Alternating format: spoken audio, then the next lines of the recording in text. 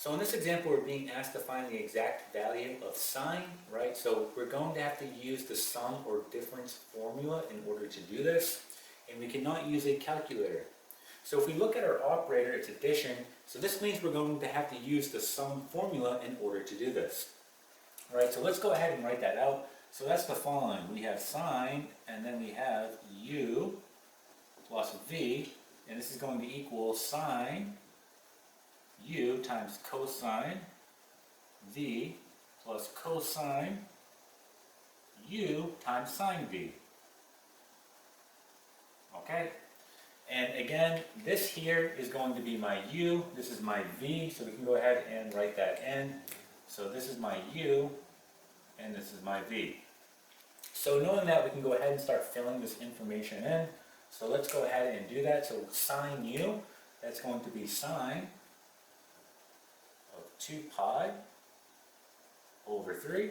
Then we have cosine v, so that's cosine 3 pi over 4. Then plus cosine u, that's cosine of 2 pi over 3. And then we have sine v, which is going to be sine of 3 pi all over 4.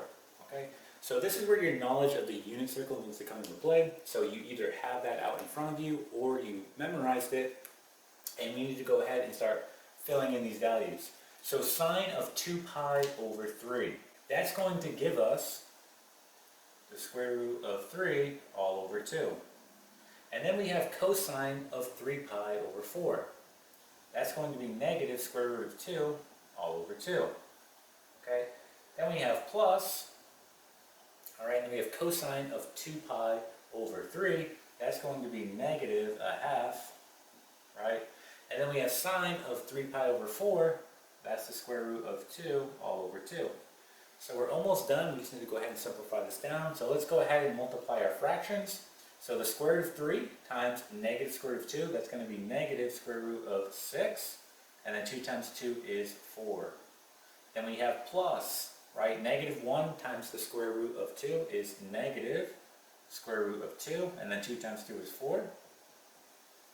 And we can actually rewrite our answer the following way. So notice here that both of our terms here are sharing the same denominator, right? So I can go ahead and rewrite this the following way. I can rewrite it as negative square root of 6 minus the square root of 2 all over 4. And this is going to be our final answer. Okay, so this is the exact value of sine. We did this by using the sum formula, and again we used the unit circle and no calculator. Alright, and that is it.